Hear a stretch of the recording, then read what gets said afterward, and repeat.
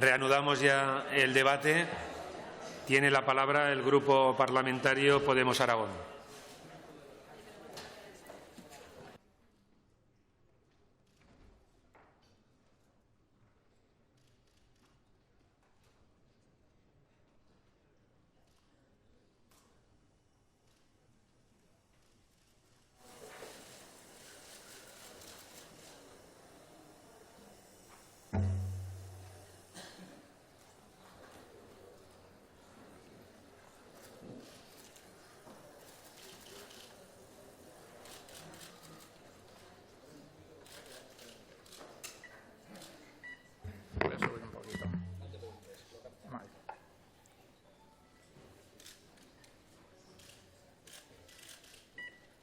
Diputados y diputadas, candidato Javier Lambán, invitados e invitadas, periodistas, ujieres y demás trabajadores de las Cortes de Aragón, siempre atentos para que todo funcione bien.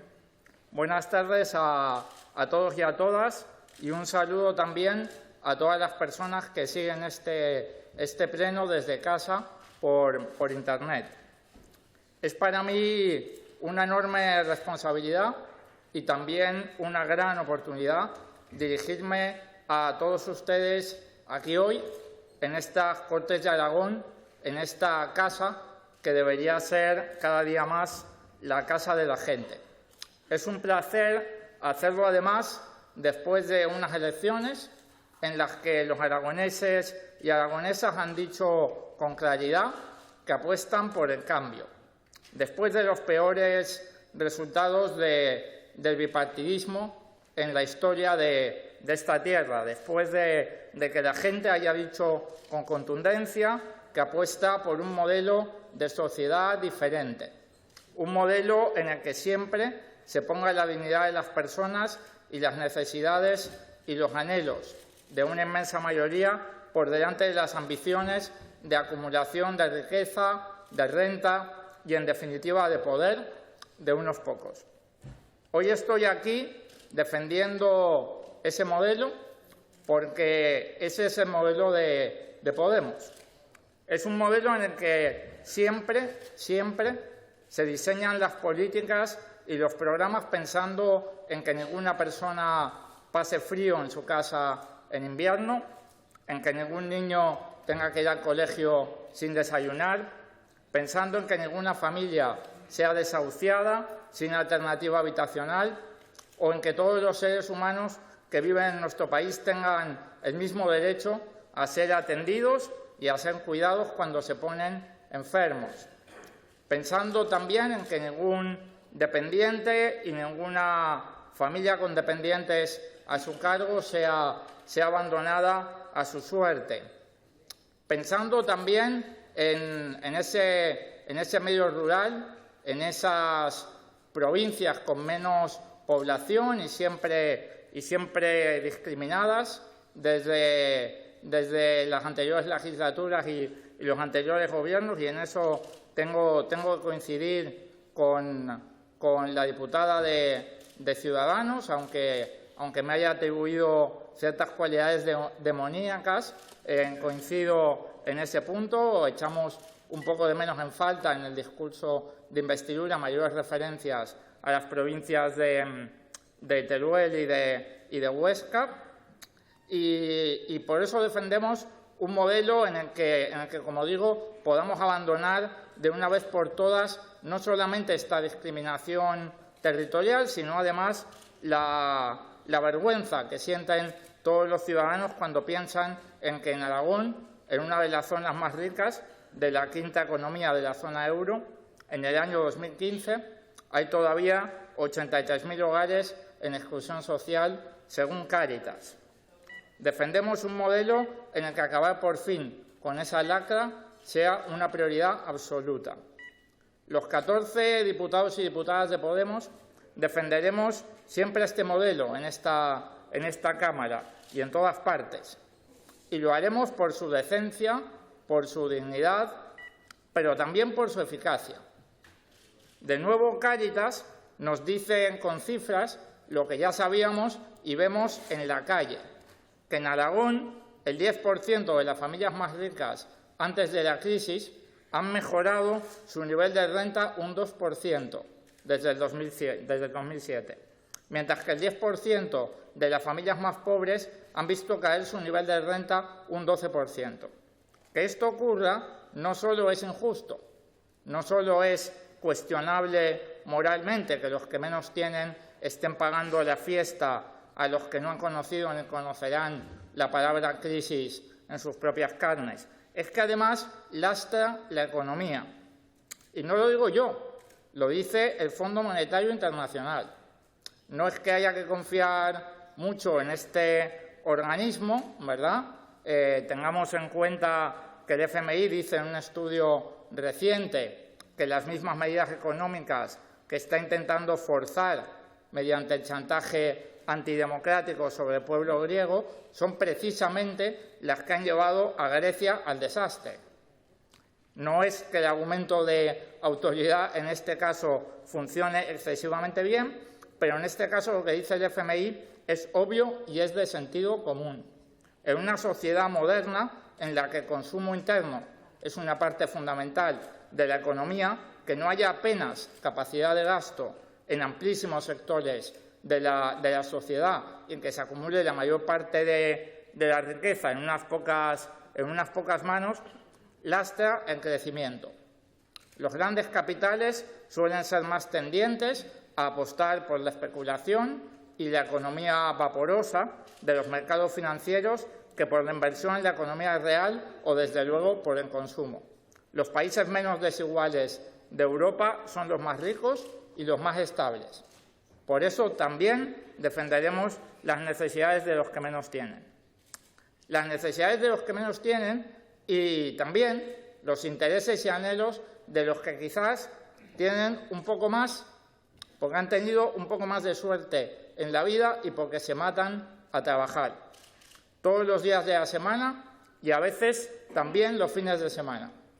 12 horas o más, cobrando muchas veces salarios de miseria y con muchísima precariedad, viendo los autónomos cómo asumen todo el riesgo personal y no se les apoya desde las instituciones, o contemplando con inquietud los pequeños empresarios cómo por muchas horas que inviertan en su negocio cada vez están más cerca de bajar la persiana.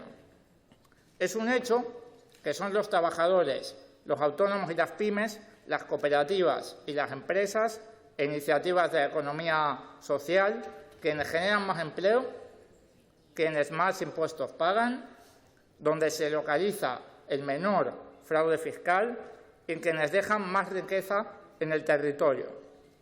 Por eso, por eficacia y también por justicia, podemos siempre dar prioridad a las personas que conforman el tejido económico pequeño y mediano sobre la economía especulativa de proyectos faraónicos y de pan para hoy y hambre para mañana. Para que esta economía y toda la economía funcione mejor, en nuestro modelo también damos una importancia fundamental a la investigación. Como se ha dicho en esta Cámara en repetidas intervenciones, no es de recibo que sigamos intentando competir con China o con Bangladesh, porque lo único que se les ocurre a nuestros gobernantes para mejorar la competitividad es bajar los salarios de la gente. Hay que competir con Alemania, con Japón. Y eso se hace apostando por la investigación fuertemente, apostando por que esa investigación, además, se dirija a satisfacer las necesidades de nuestra industria, de nuestras pymes, de nuestra agricultura. Por mucho que el señor Bermúdez de Castro y el candidato Javier Lambán se pasen media mañana jugando al ping-pong, sus respectivos partidos han gobernado en las dos últimas legislaturas. Esto hay que decirlo, en Aragón y en España. Y han puesto demasiadas veces los intereses privados de unos pocos por delante de ese bien común que oigo repetir tantas veces en los discursos. El Partido Popular lo ha hecho de frente y queriendo. Todo hay que decirlo y hay que reconocerlo, con absoluta coherencia, de un modo sistemático, sin ocultarlo, siendo financiado incluso por esos intereses privados a los que sirven desde el principio de los tiempos y con conocimiento de todos sus líderes, según vamos sabiendo desde hace años y en especial en estos días. El Partido Socialista, en cambio, en el pasado reciente, lo ha hecho diciendo que no tiene otra opción, que no quiere hacerlo, que les duele más a ellos que a nosotros, pero lo ha hecho, incluso en contra de gran parte de sus militantes, de sus votantes y de sus principios fundamentales. Lo ha hecho y hay que decir también que lo sigue haciendo en algunos lugares donde tiene responsabilidad de gobierno, ¿por qué no decirlo? Eso es lo que está teniendo lugar cuando Susana Díaz se niega a ponerse del lado de los desahuciados y enfrente de los que desahucian. Eso es lo que está teniendo lugar cuando los así llamados socialistas apoyan el TTIP, el Tratado de las Multinacionales y en contra de las pymes, el medio ambiente, los derechos laborales y los derechos sociales en el Parlamento Europeo. Pensamos que también está operando este orden de prioridades que consideramos injustificable, no solamente desde el punto de vista moral, sino también en términos de eficacia económica, cuando se habla de algunos planteamientos respecto de la gestión del agua. Nos preocupa que los intereses de las grandes constructoras sean los que están condicionando la apuesta por la construcción de muchos grandes embalses y de más grandes obras, y no tanto los intereses de nuestros regantes o de los habitantes del Pirineo o del Prepirineo. Máxime cuando los movimientos que forman parte de la nueva cultura del agua han demostrado hace muchos años que hay soluciones más inteligentes, menos costosas, menos lesivas con el medio ambiente y que satisfacen las mismas necesidades tan importantes para nuestra economía, nuestro medio rural y nuestra agricultura. En cuanto al tema de la corrupción, tengo que discrepar contundentemente con algo que en el discurso de investidura el candidato sugirió ayer aquí. No es cierto ese razonamiento falaz que sugiere que la corrupción política es un reflejo de una sociedad que la tolera o incluso la practica. Se sugirió ayer que la clase política, los políticos, son una muestra representativa de la sociedad y, por tanto, las prácticas que encontramos entre este grupo de la población representan lo que ocurre en España en general. Esto, evidentemente, no es verdad. No hay más que comparar el salario medio en esta Cámara con el salario medio en España o en Aragón, y no hay más que ver el nivel de corrupción y de imputados que hay en partidos como, por ejemplo, el Partido Popular, que jamás encontraríamos en una empresa, en una ONG o en una asociación vecinal. No es verdad que la clase política haya caído en el vicio de la corrupción porque la sociedad tenga un déficit cultural. Lo que es cierto es lo contrario. Tenemos una sociedad que ha sido en los últimos años mucho más decente que algunas prácticas que se han llevado a cabo desde la política. También he de ser sincero y decir que muchas cosas de las que ha dicho aquí ayer y hoy el candidato Javier Lambán me suenan bien. Nos suenan bien a los diputados y diputadas de Podemos y les suenan bien a la ciudadanía. Es cierto. Como dije ayer ante los medios, un poco en broma, un poco en serio, desde que existe Podemos, los discursos del PSOE han mejorado bastante.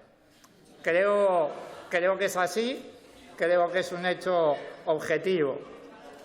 El problema, y en eso también he de ser sincero, es que aún no hemos tenido la oportunidad, como decía Javier Lambán, también hace un rato, esta mañana, de comprobar si los hechos concuerdan con las palabras. No, es verdad, pero no hemos tenido la oportunidad.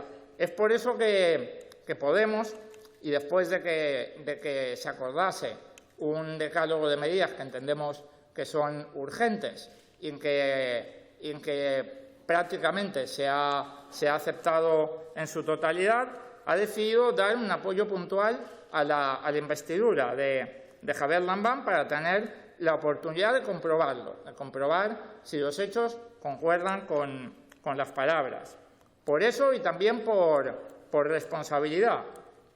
La alternativa de un gobierno del Partido Popular, cuando su candidata había hecho de uno de sus ejes principales de campaña la continuidad, era sencillamente inviable. Ni siquiera el Fondo Monetario Internacional piensa que las políticas del PP sean eficaces, ni siquiera el FMI. La otra alternativa, dado el apoyo declarado de algunas fuerzas al PSOE, y siendo la aritmética parlamentaria la que es, era una nueva convocatoria de elecciones. Conociendo la situación de emergencia social de tantas familias, habiendo encima de la mesa plazos como los que tienen que ver con la paralización de la LOMCE, esta opción no nos pareció tampoco responsable. En cualquier caso, y después de una mañana entera hablando de los partidos de esta Cámara, de si con ellos o con nosotros, de si las herencias, de cuando este gobernó con aquel y luego con el otro y dijo una cosa y luego dijo la otra, de si nos llevamos mal o bien y así todo el rato, creo que es hora de que hablemos, de que empecemos a hablar cada día más, y espero que hoy sea una excepción, de los problemas de la ciudadanía, de los problemas de la gente, de las medidas y de política, no tanto de nosotros mismos.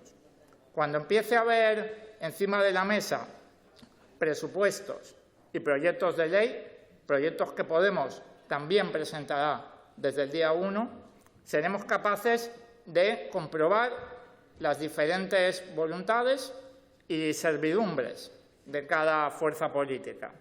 En cada caso, los diputados y diputadas de Podemos defenderán la aplicación de nuestro modelo de sociedad, ese modelo en el que nunca se ponen los intereses de unos pocos por delante de las necesidades y los anhelos de la inmensa mayoría de la gente.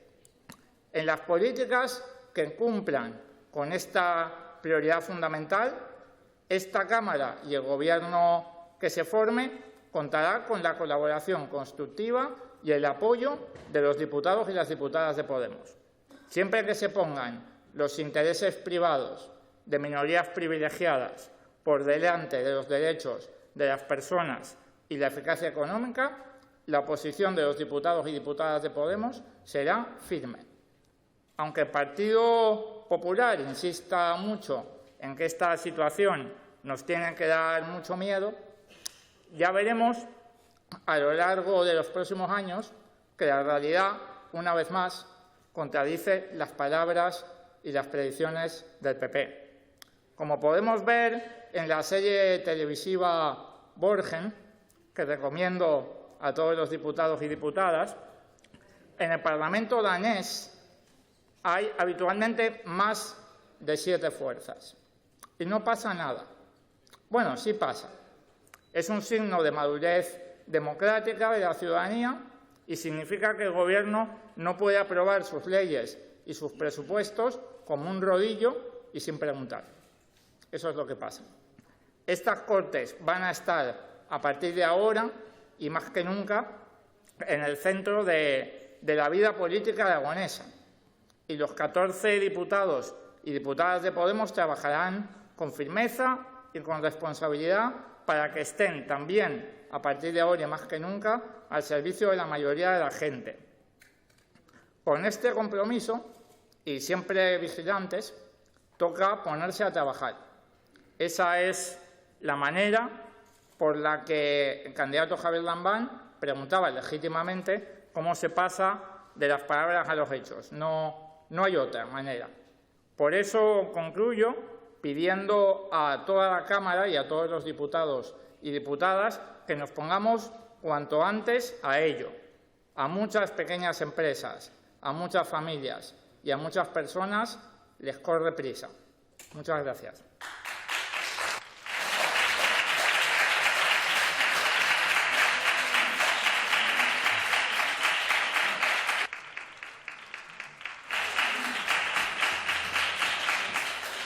Tiene la palabra el candidato a la presidencia del Gobierno de Aragón.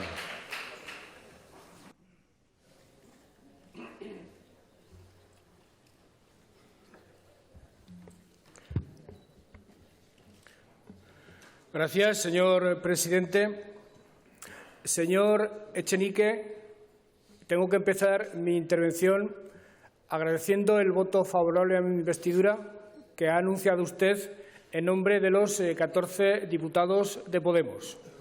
Es un voto favorable que he entendido a la perfección desde el primer día como consecuencia de un acuerdo basado en un decálogo que le pueda usted asegurar con absoluta rotundidad de que su cumplimiento no significa ninguna contradicción con nuestro programa electoral, ni mucho menos ninguna contradicción con nuestra conciencia individual y política. Expresado ese agradecimiento, quiero hablar de algo que quizá fue un error mío en mi discurso de ayer. En todo caso, lo volveré a leer otra vez, porque no es usted el primero que me dice que hice pocas referencias a Huesca y a Teruel y muchas a Zaragoza. Y creo recordar que referencias a Zaragoza las hice a la ciudad de Zaragoza, que considero motor cultural y económico fundamental de la comunidad autónoma. Y creo recordar que, sin entrar en más disquisiciones, hablé de Zaragoza ciudad y hablé del territorio.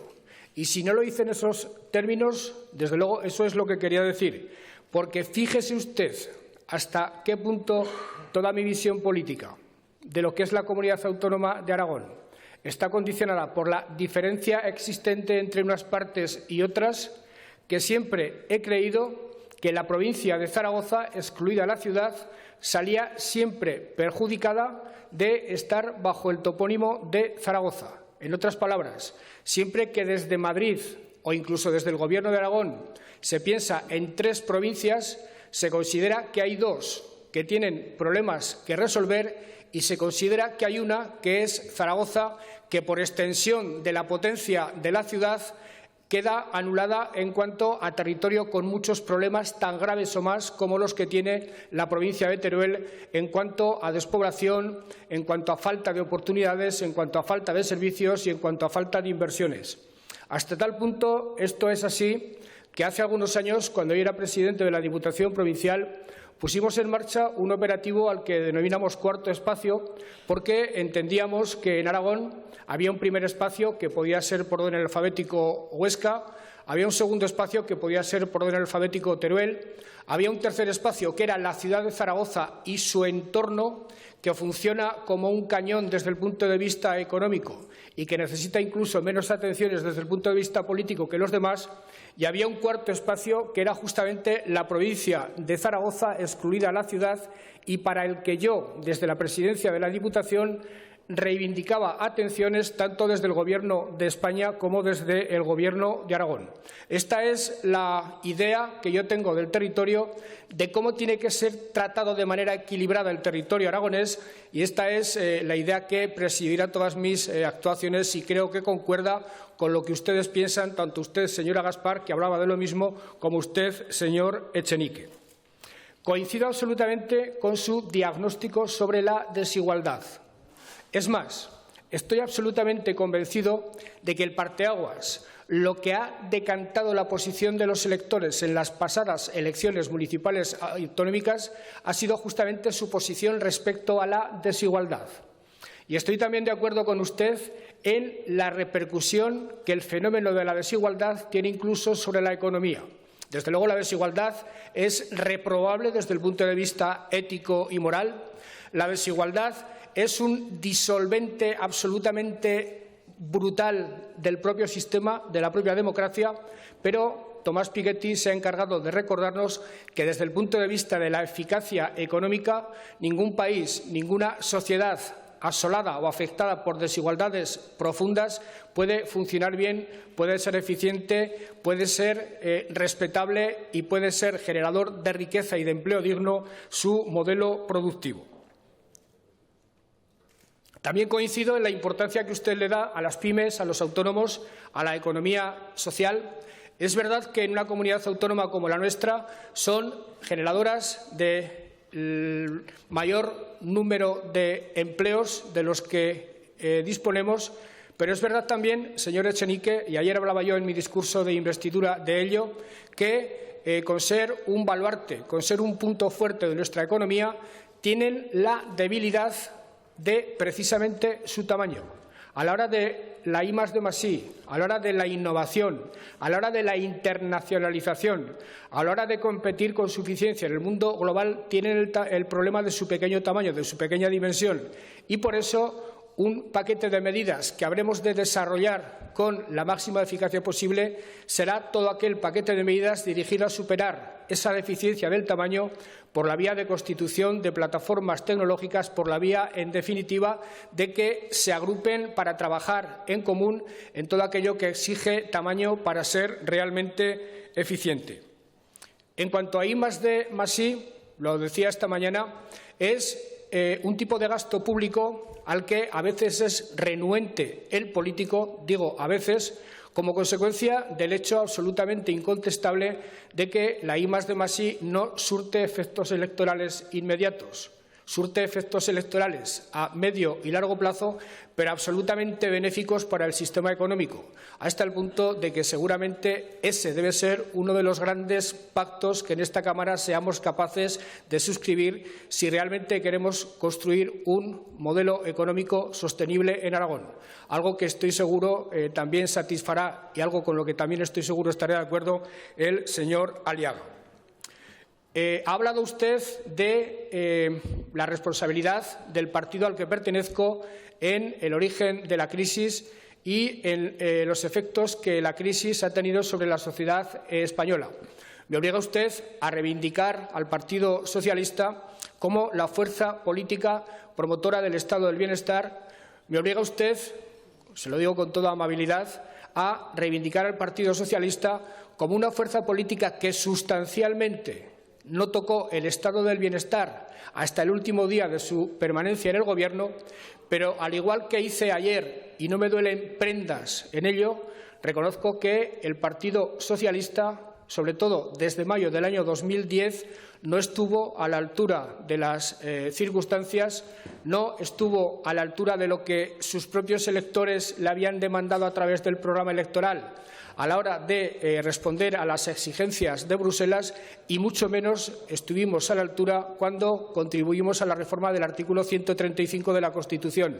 No solo contribuimos, sino que fuimos incluso los promotores del mismo, lo digo con toda claridad. El hecho de que yo, desde este escaño, hace ya 3 años, reconociera ese error, no impide que reconozca, por otra parte, que la fuerza política a la que pertenezco lo cometió.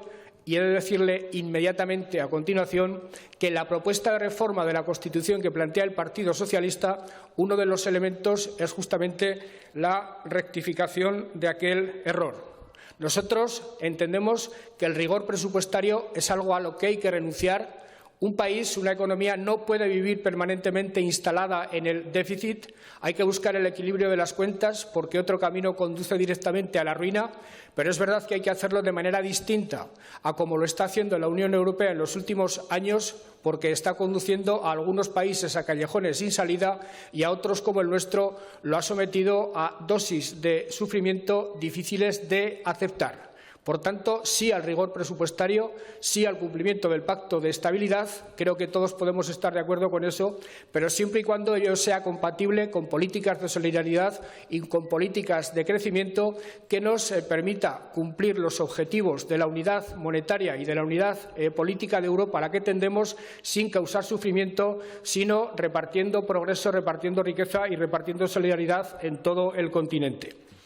En relación con la gestión del agua, he hablado en varias ocasiones de ella, discrepamos abiertamente. No sé el diálogo que tengamos en los próximos años si supondrá un acercamiento de posturas.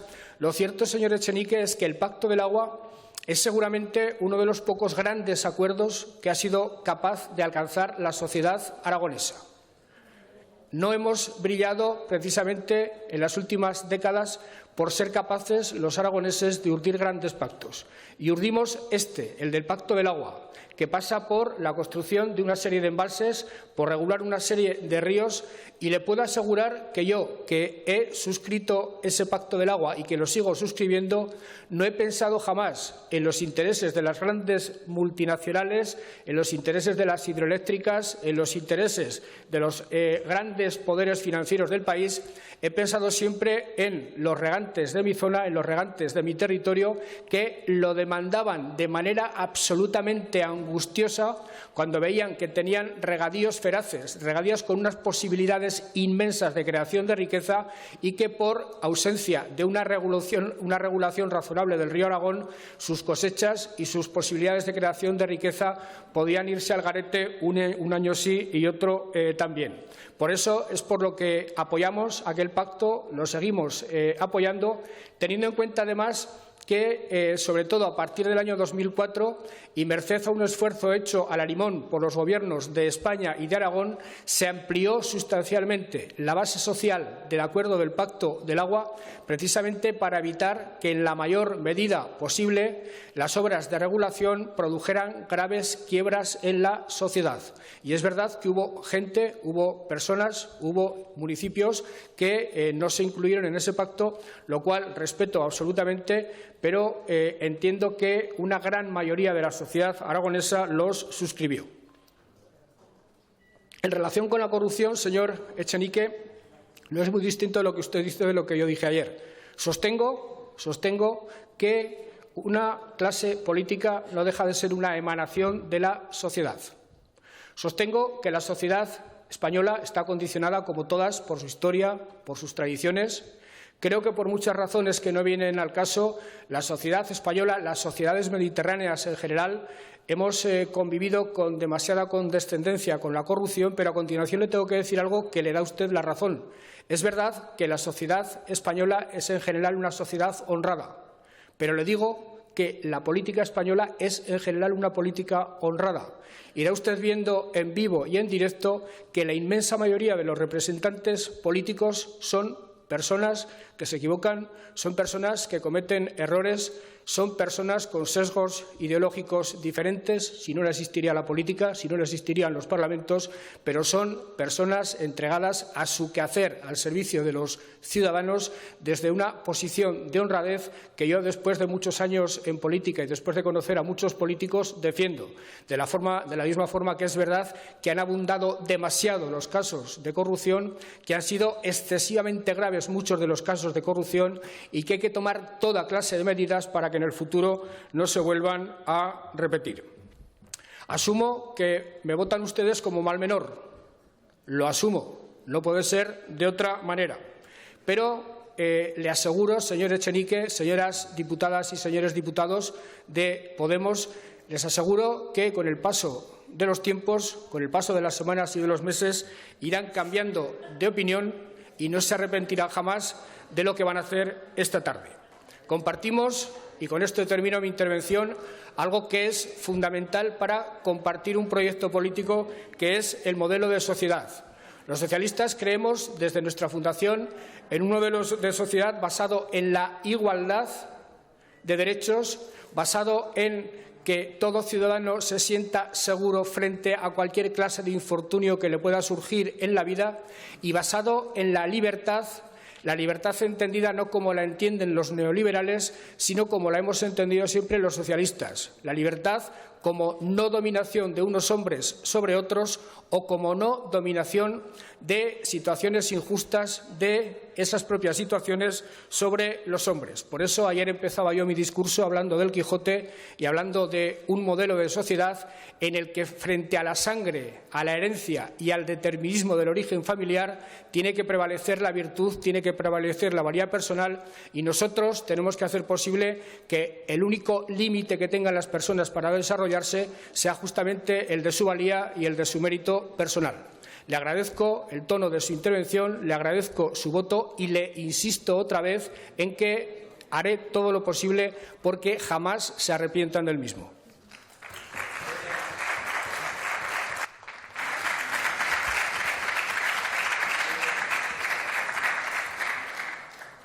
Tiene la palabra el portavoz de Podemos Aragón, señor Echenique.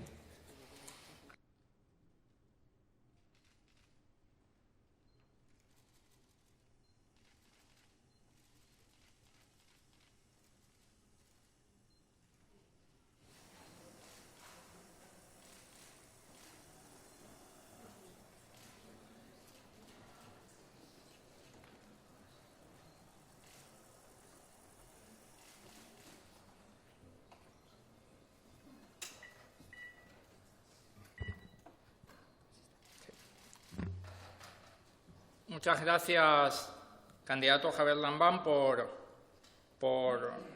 el discurso, por la respuesta a mi intervención. Reiterar desde aquí que nos parece importante lo que se ha hecho en el pasado, que entendemos que asuntos como la modificación del artículo 135, asuntos como haber rescatado a la banca con dinero público, pero no haber rescatado a las familias que debían dinero a la banca, se queda corto llamarlo errores. Entendemos que también tiene que ver con los intereses económicos que muchas veces tuercen la mano de los partidos políticos en nuestro país. Entendemos que estas lealtades son importantes, entendemos que hay que vigilarlas y los diputados y diputadas de Podemos las vamos a seguir vigilando desde aquí y las vamos a vigilar siempre. Entendemos, ya digo, que son más que errores, entendemos que es algo que tiene que ver con la estructura de cómo se ha hecho política en los últimos años y entendemos que se ha producido una enorme pérdida de recursos públicos, no solamente por casos de corrupción, estrictamente hablando, en el sentido de que se hayan cometido ilícitos, sino también, y probablemente con mayor amplitud, por la realización de políticas económicas, por la concesión de contratos, por grandes proyectos, por gastos de dinero público que no han sido rentables para la mayoría de la sociedad. Como digo, todos los datos dicen lo mismo. Todos los datos dicen que en época de bonanza y en época de crisis también las personas que más tienen cada vez tienen más y las personas que menos tienen viven un poco mejor cuando hay bonanza y lo pasan muy mal cuando hay una recesión. Eso lo dicen los datos y creo que tiene mucho que ver con las políticas que se han hecho en los últimos años. No podemos pensar que se trata de una ley de la naturaleza o de una tormenta venida del otro lado del Atlántico, porque no siempre los niveles de desigualdad han sido iguales en nuestro país o en los diferentes países. Entendemos que, ya digo, que eso es más que un error, que tiene que ver con relaciones entre los partidos políticos y el poder económico. No me negará que todavía sigue habiendo altos cargos de su partido que participan en consejos de administración del oligopolio eléctrico, a la vez que hace unos años se perdonó 3.500 millones de euros de deuda de las eléctricas al Estado. A la vez, además, que se redactan leyes que encarecen el precio de la electricidad, que limitan el autoconsumo o que incluso desembocan en la pobreza energética de muchas familias. Entendemos que eso no es casualidad y entendemos que hay que vigilarlo y que son más que errores. Por lo tanto, reiteramos nuestra posición en ese sentido y repetimos que estaremos vigilantes al respecto. Respecto del tema del agua, que también ha salido aquí, tendremos la oportunidad, y lo haremos con rigor, de presentar los argumentos técnicos, jurídicos, en los que entendemos que se basa nuestra oposición a la política de grandes obras hidráulicas. Entendemos que esa necesidad tan importante también para nosotros de que la agricultura en Aragón sea pujante, funcione bien y tenga el agua que necesita, se puede hacer de otras maneras que son más eficaces, que son medioambientalmente más respetuosas y que pueden tener un consenso social mayor que las políticas de grandes obras, como digo. Sin más, reiterar que el voto de los diputados y diputadas de Podemos será un voto positivo a la investidura, será un apoyo puntual. Hablaremos de cada ley y de cada presupuesto con ánimo constructivo y con responsabilidad y, como digo, finalizar de la misma manera. Pongámonos a trabajar pronto todos, porque la ciudadanía lo está pasando mal y hace falta que las instituciones públicas se vuelvan a poner al servicio de la gente y hagan de última barrera entre muchas personas y la pobreza, la exclusión social o la falta de futuro. Cuanto antes, mejor.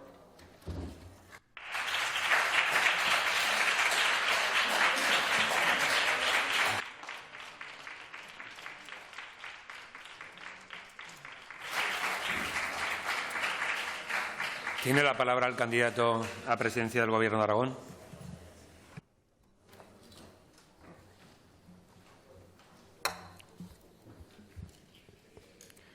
Gracias, señor presidente. Por cortesía, señor Echenique, respondo a su segunda intervención reiterando el agradecimiento del Grupo Parlamentario Socialista y reiterando algo que me parece fundamental que quede claro tanto en esta Cámara como fuera de ella. Nada de lo que hemos acordado entre ustedes y nosotros violenta nuestro programa electoral ni violenta nuestra conciencia. En todo caso, permítame decirle que puedo estar de acuerdo con usted en que se han producido circunstancias en este país en las dos últimas décadas que han contribuido en gran manera a que la corrupción política y económica se produjera en mucha mayor dimensión y con mucho mayor volumen del que hubiera sido deseable. Desde luego, el modelo económico no es ajeno a eso. Es un modelo económico basado en el sector inmobiliario, un modelo económico basado en una política financiera, sobre todo de la banca alemana, como se produjo en aquellos años. Era evidente que iba a generar situaciones irregulares, aunque no era previsible que las generara en la medida y en la manera en la que los ha generado. Creo sinceramente que la reforma de la función pública que tiene pendiente la democracia española y que yo me propongo acometer daría en buena medida solución a los problemas de corrupción. La propia función pública en su conjunto se convertiría en barrera frente a la comisión de hechos delictivos, siempre y cuando acertáramos en su despolitización, en su profesionalización estricta y en la eliminación de cualquier zona de discrecionalidad en la toma de decisiones de los políticos y de los funcionarios. Y, desde luego, he sido siempre firme creyente en la necesidad de que la política y la economía caminen entendiéndose, pero caminen de manera totalmente separada. Me confieso, lo digo abiertamente, un ferviente admirador de Felipe González Márquez y me decepcionó profundamente cuando decidió, eso sí, muchos años después de formar parte de un Gobierno, decidió estar en un Consejo de Administración. Me decepcionó, aunque últimamente me he vuelto a congratular, me he vuelto a congraciar con él porque en una decisión que le honra ha decidido abandonar ese Consejo de Administración. Las puertas giratorias, todo lo que tiene que ver con el paso de políticos a los consejos de administración, le aseguro a usted, señor Echenique, que a mí también me repugna profundamente. Por lo demás, estoy totalmente de acuerdo en que hay que ponerse a trabajar ya y, desde luego, si el lunes se constituye el Gobierno, que es mi previsión, el lunes mismo el nuevo Gobierno empezará a trabajar y empezará a dar cumplimiento cabal y fidedigno a todos y cada uno de los compromisos que van a permitir mi investidura como presidente del Gobierno de Aragón, que, en parte, por la parte que les toca a sus 14 diputados, les vuelvo a agradecer profundamente.